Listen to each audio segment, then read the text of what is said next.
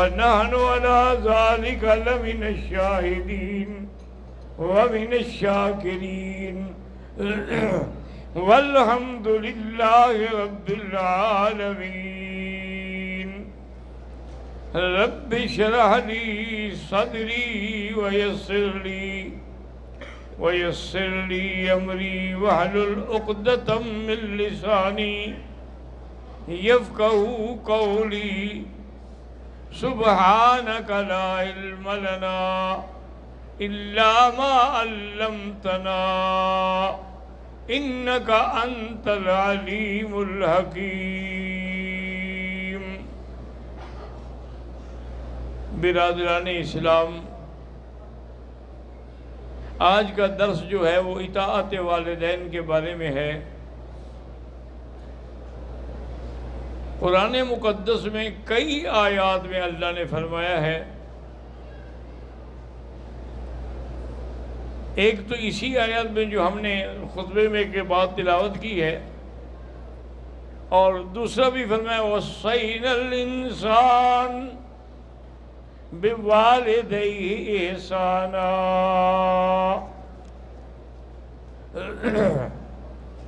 اسی طرح اللہ تبارک و تعالی نے فرمایا کئی مقامات پہ کہ وَاعْبُدُوا اللَّهَ وَلَا تُشْرِكُوا بِهِ شَيْئًا وَبِالْوَالِدَيْنِ إِحْسَانًا. ایک بات یاد رکھیں کہ پورے قرآن میں جہاں جہاں یہ لفظ آیا ہے والدین کے بارے میں، وہاں احسان کا لفظ ہے. جیسے کہ دو لفظ ہوتے ہیں، ایک عدل ہوتا ہے، ایک احسان ہوتا ہے. ان اللہ یأمر بالعدل والاحسان. عدل کا معنی تو یہ ہوتا ہے کہ تم برابر سرابر، یعنی جتنا اس نے دیا تم نے بھی دے دیا. احسان کا معنی یہ ہوتا ہے کہ اس سے زیادہ آدمی خدمت کرے. تو والدین کے بارے میں عدل نہیں، احسان کرنا ہے. ایک صحابی آئے حضور کی خدمت میں، آگے پوچھا، سلام کیا اور کہا یا رسول اللہ صلی اللہ علیہ وسلم من احق بصحبتی، میری صحبت میری خدمت کے لیے سب سے زیادہ حق کس کا ہے؟ آپ نے فرمایا امو کا، تمہاری ماں کا ہے. اس نے پوچھا ثم من، پھر کس کا ہے؟ فرمایا امو کا، تمہاری ماں کا ہے. اس نے پوچھا ثم من یا رسول اللہ، اس کے بعد فرمایا امو کا، تیری ماں کا ہے. انہوں نے کہا ثم من، فرمایا ابو کا. چوتھی جگہ فرمایا تمہارے باپ کا ہے. تین جگہ والدہ کا ذکر کیا. وجہ کیا ہے کہ والدہ تین مصیبتیں اٹھاتی ہے. ایک مدت حمل ہے کہ 9 مہینے تک بچے کو پیٹ میں سنبھالنا، اور دوسری مصیبت یہ ہے کہ وقت ولادت کو ہے، وہ بھی زندگی اور موت کا جھگڑا ہوتا ہے. اور تیسرا یہ ہے کہ بعد میں 2 سال تک کے لیے رضاعت، دودھ پلانا. تو وہ 3 مشقتیں برداشت کرتی ہے، تو اس لیے ان کا درجہ بھی حضور نے 3 دفعہ ذکر فرمایا ہے. ایک دفعہ حضور صلی اللہ علیہ وسلم منبر پہ سوار ہوئے، اور آپ نے پہلی سیڑھی پہ بھی فرمایا آمین، دوسری سیڑھی پہ قدم رکھا تو فرمایا آمین، تیسری سیڑھی پہ قدم رکھا تو فرمایا آمین. پھر خطبہ دیا، نماز ہوئی. صحابہ نے کہا حضور پہلے تو آپ نے کبھی ایسے نہیں کیا، یہ جو آج آپ نے 3 دفعہ آمین کہا ہے. اور نے کہا اس کی وجہ یہ تھی کہ جبریل آئے تھے اور انہوں نے آ کے فرمایا کہ میرے نبی اپنی امت کو بتا دیں کہ جن کو رمضان المبارک کا مہینہ ملے اور پھر جنت نہ ملے وہ بھی ہلاک ہو گیا. میں نے کہا ٹھیک کہا آمین. اور اس نے کہا حضور اسی طرح جس کے سامنے آپ کا نام آئے اور درود نہ پڑے وہ بھی ہلاک ہو گیا۔ تو میں نے کہا آمین۔ اور اس نے کہا حضور جس کو والدین کی خدمت کا موقع ملا، باپ کا یا ماں کا یا دونوں کا، ان کو راضی کر کے جنت نہ حاصل نہ کی، وہ بھی ہلاک ہو۔ فرمایا آمین۔ میں نے کہا آمین۔ اب آپ خود اندازہ کریں کہ دعا مانگنے والا جبرائیل ہو اور آمین کہنے والا حبیب مصطفیٰ محمد مصطفیٰ صلی اللہ علیہ وسلم ہو، وہ دعا پھر کیسے منظور نہیں ہوگی؟ تو اس لیے آدمی کو ہمیشہ لحاظ کرنا چاہیے۔ حضرت موسیٰ علیہ السلام نے ایک دفعہ خواب دیکھا کہ کسی نے کہا کہ فلاں آدمی جو ہے نا وہ تمہارا جنت میں ساتھی ہوگا۔ کہتے ہیں پھر میری نیند کھل گئی اور میں نے کہا پتہ نہیں فلاں آدمی کون ہے۔ میں نے اللہ سے درخواست کی کہ یا اللہ وہ میرا جنت کا ساتھی تو مجھے دکھلائیں۔ حضور نے فرمایا فلاں جگہ چلے جاؤ، وہاں ایک کسائی ہے گوشت بیچتا ہے، اس کے پاس چلے جاؤ۔ وہ کہتے ہیں میں آیا، میں بیٹھ گیا، اس نے گوشت بیچا۔ جب فارغ ہوا تو تھوڑا سا گوشت اس نے اپنے ساتھ کے لیے بھی باندھا۔ تو میں نے عرض کیا کہ میں مسافر ہوں اور میں آج آپ کے ساتھ رہنا چاہتا ہوں۔ اہل مسائل چلیں بالکل۔ وہ بھی مجھے گھر لے آیا اور نے کہا پہلے بیٹھیں، میری والدہ جو ہیں بڑی ضعیف ہیں، بوڑھی ہیں اور وہ بیچاری بھوک سے تنگ ہوں گی۔ تو اس نے پہلے تو جا کے اپنی والدہ کو طہارت کرائی، اس سے فارغ ہونے کے بعد پھر وہ جو گوشت لایا تھا نا تھوڑا سا، اس کی یخنی بنائی، پھر ساتھ بیٹھ کے ایک ایک چمچ سے یخنی کھلائی، کیونکہ وہ تو کھا نہیں سکتی تھی نا۔ پھر اس نے اشارہ کیا کہ بس اب میرا پیٹ بھر گیا ہے۔ حضرت موسیٰ علیہ السلام کہتے ہیں میں دیکھ رہا ہوں، بڑا حیران ہوں۔ پھر میں نے دیکھا وہ چلا گیا میری روٹی پکانے کے لیے۔ میں نے دیکھا کہ وہ بوڑھی عورت جو ہے آہستہ آہستہ کچھ کہہ رہی ہے۔ تو میں اس کے قریب جا کے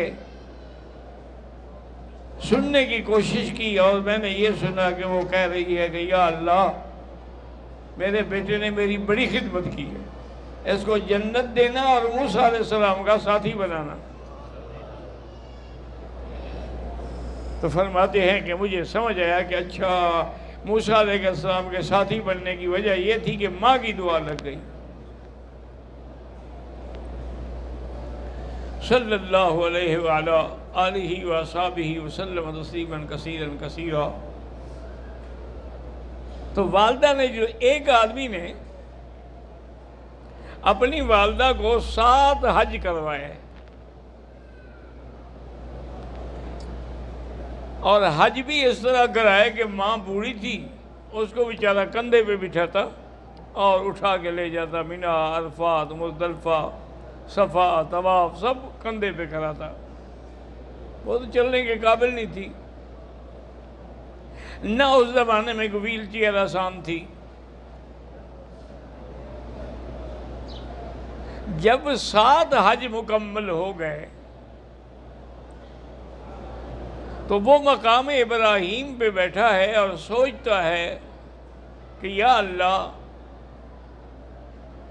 میں نے اپنی والدہ کو 7 حج اپنے کندھے پہ اٹھا کے کرائے ہیں، امید ہے کہ میں نے ان کا حق ادا کر دیا ہوگا۔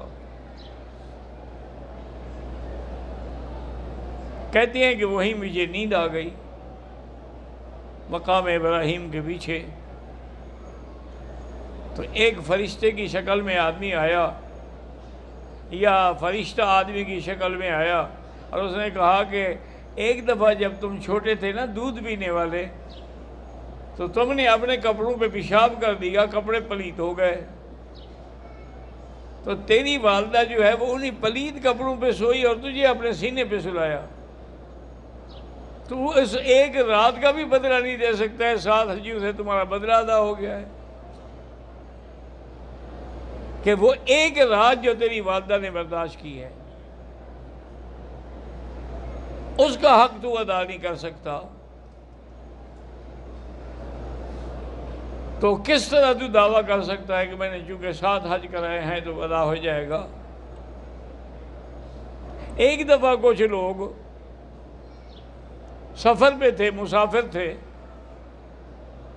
اور اچانک بارش آ گئی شدید قسم کی۔ دعا کریں اللہ پاکستان کو بھی اور دیگر مسلمان علاقوں کو بھی عذاب سے بچائے، چونکہ بارش رحمت بھی ہے، عذاب بھی ہے۔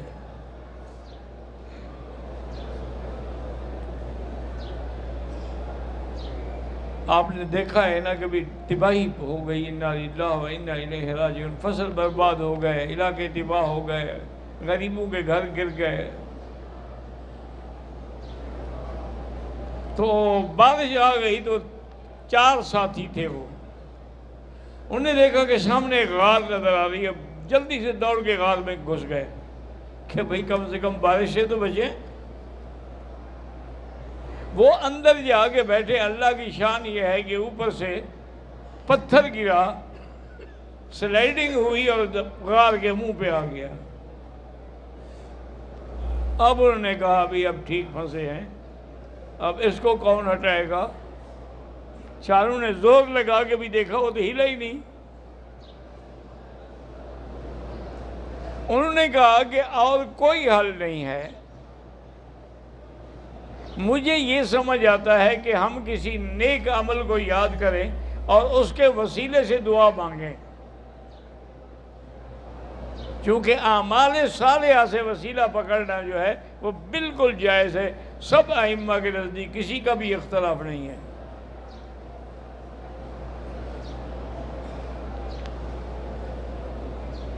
تو اس میں سے ایک نے کہا کہ بھائی میرا اللہ جانتا ہے کہ میں اپنا بکریاں چرانے کے بعد گھر آتا تھا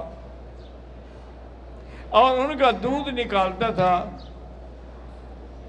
اور وہ دودھ لے کر میں اپنے والدین کے پاس جاتا، وہ سوئے ہوئے ہوتے تھے، بوڑھے ہو گئے، اور اگر وہ جاگ رہے ہوتے تھے تو میں نے دودھ فوراً پلا دیا، لیکن ایک رات میں گیا تو وہ سو گئے اور بالکل نیند میں ہیں۔ میں نے کہا ان کو اٹھانا بھی تو ٹھیک نہیں ہے، اور میرے بچے جو ہیں میرے پاؤں میں رو رہے ہیں کہ ابا جان دودھ دو، ابا جان دودھ دو۔ میں چپ کر کے کھڑا ہوں، بھی جب تک والدین نہیں پئیں گے تو میں نہیں دوں گا۔ کہتے ہیں کہ اسی اثنا میں کھڑے کھڑے صبح ہو گئی، فجر کی اذانیں ہو گئیں، اب ہمارے والدین کی آنکھ کھلی، انہوں نے دیکھا کہ میں دودھ لے کے کھڑا ہوں۔ انہوں نے کہا ابھی تو ساری رات کے، انہوں نے کہا میں کیا کرتا، آپ سو گئے تھے۔ انہوں نے کہا اللہ کے بندے بچوں کو تو پلا، انہوں نے کہا بچوں کو کیسے پلاتا میں، میرا عہد ہے کہ پہلے والدین کا حق ہے۔ تو میں نے والدین کو دودھ پلایا، پھر آگے بچوں کے لیے کھانا ناشتہ تیار کیا۔ تو یا اللہ تو جانتا ہے اگر میں نے یہ سارا کام خالص نیت سے رضائے والدین کے لیے کیا ہے تو ہمیں اس عذاب سے بچا۔ وہ کہتے ہیں کہ اس دعا کا یہ فائدہ ہوا کہ وہ پتھر جو ہے نا وہ اپنی جگہ سے ہلنے لگا اور تھوڑا سا جگہ بن گئی۔ دوسرے آدمی نے کہا کہ بھی بات یہ ہے کہ میرے چچا کی ایک بیٹی تھی اور وہ بے انتہا خوبصورت تھی۔ آج مجھے ایک دوست نے موبائل پہ کلپ دکھایا ہے کہ ہمارے اپنے علاقوں میں یعنی ملتان کے علاقے میں حضور کا میلاد جو منایا ہے نا، تو وہاں ایک لڑکی کو بھی کپڑے پہنا کے لائے ہیں جی، یہ حور ہے، استقبال کے لیے آئی ہے۔ انا للہ و انا الیہ، بھئی حوریں جنت میں ہوں گی یا ملتان میں ہوں گی؟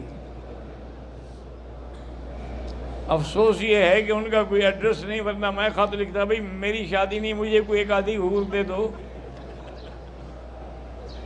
میں جو بغیر حور کے پھر رہا ہوں، حالانکہ قرآن وَزَوَّجْنَاهُمْ بِحُورٍ عِین، حور عین کے ساتھ جو شادی ہے وہ جنت میں ہوگی۔ حضور صلی اللہ علیہ وسلم کو ایک صحابی نے خواب میں دیکھا کہ آپ پر لباس نورانی ہے، آپ کی سواری نورانی ہے، آپ کے ہاتھ میں جو چھڑی پکڑی ہوئی ہے وہ بھی نورانی ہے، اور حضور جلدی جلدی جا رہے ہیں۔ تو میں دوڑا، میں نے کہا حضور میں تو آپ کی زیارت کے لیے آیا تھا۔ آپ نے فرمایا میرے عثمان نے آج ایک خیرات کی ہے جو اللہ نے قبول کر لی ہے، اس کے بدلے میں اللہ نے اس کا حور سے نکاح مقرر کیا ہے، ہم اس شادی میں شرکت کے لیے جا رہے ہیں۔ وہ تو ہو سکتا ہے، یہ کیا تماشا ہے کہ پیسے دے کے عورتیں لے آؤ، حضور پاک کے روضے کی تصویریں بنا کے جلوس نکالو۔ پہلے شیعہ کو ہم روتے تھے، اب یہ برادری بھی ہماری ان کے ساتھ مل گئی۔ پہلے وہ جلوس نکالتے تھے کہ یہ دلدل ہے اور یہ بلا ہے اور یہ ہے وہ ہے۔ وہ ہمارے ایک مولوی صاحب ہوتے، فوت ہو گئے بیچارے، مولانا نصیر الدین صاحب، وہ ماشاءاللہ 120 سال کی عمر تھی اور بالکل اللہ کی رحمت سے صحت وغیرہ طاقت بالکل ٹھیک ٹھاک تھی۔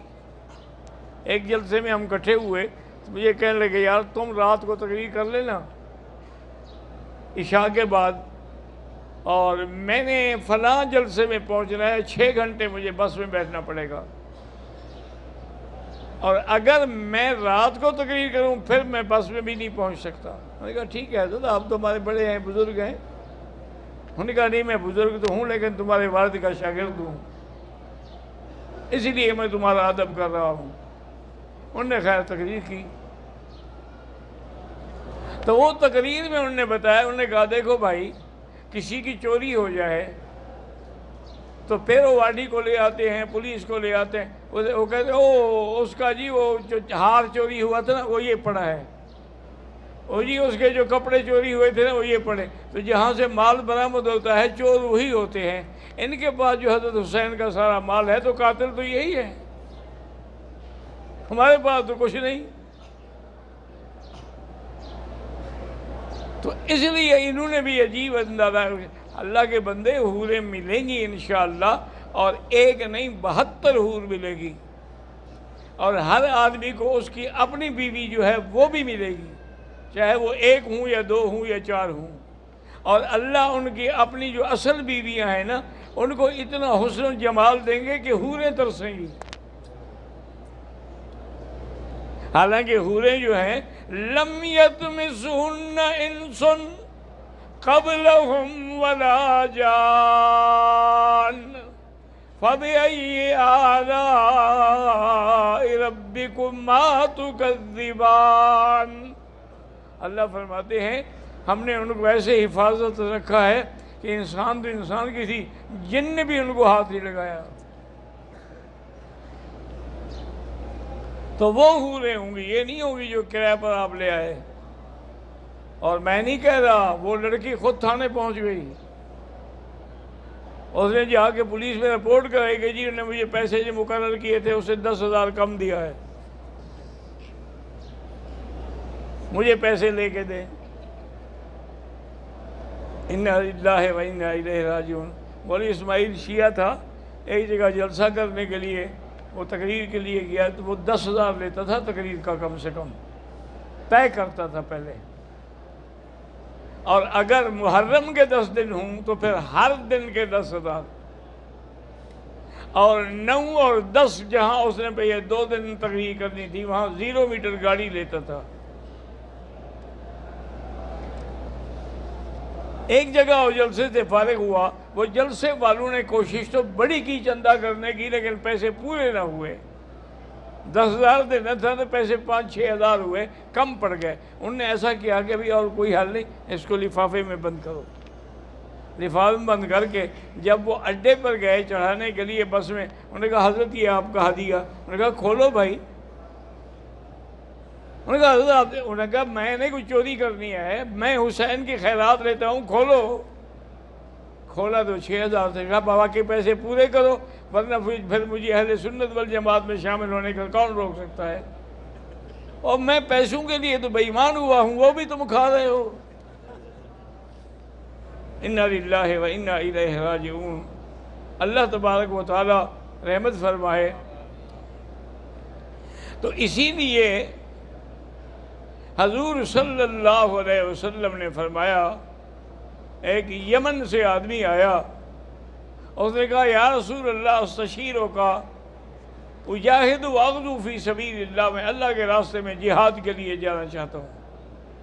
اور پھر میں حل من والدہ حی، تمہارے ماں باپ زندہ ہیں؟ انہوں نے کہا ہاں یا رسول اللہ زندہ ہے۔ اور میں پہلے جاؤ ان سے اجازت لو، اگر وہ اجازت دیں تو پھر آنا تمہیں جہاد پہ بھیجیں گے، اور اگر اجازت نہ دیں تو ماں باپ کی خدمت میں یہی تمہارا جہاد ہے۔ تو اللہ تبارک و تعالی نے قرآن مقدس میں کئی مقامات پر اور ساتھ یہ بھی بتلا دیا ہے کہ والدین اگر بوڑھے ہو جائیں ان کے آگے سر بھی نہ اٹھایا کرو اور ان کو جھڑکا بھی نہ کرو۔ وَلَا تَقُلْ لَهُمَا اُفٍّ وَلَا تَنْهَرْهُمَا وَقُلْ لَهُمَا قَوْلًا كَرِيمًا وَاخْفِضْ لَهُمَا جَنَاحَ الذُّلِّ مِنَ الرَّحْمَةِ وَقُلْ رَبِّ ارْحَمْهُمَا كَمَا رَبَّيَانِي صَغِيرًا۔ آپ بھی دعا کر لیں کہ جن کے والدین فوت ہو گئے اللہ ان کو جنت الفردوس نصیب فرمائے، اور جن کے والدین زندہ ہیں اللہ ان کو صحت و عافیت کی زندگی نصیب فرمائے اور کسی کا محتاج نہ کرے۔ رب ارحمہما کما ربیانی صغیرا، ربنا اغفر لی ولوالدی وللمؤمنین یوم یقوم الحساب۔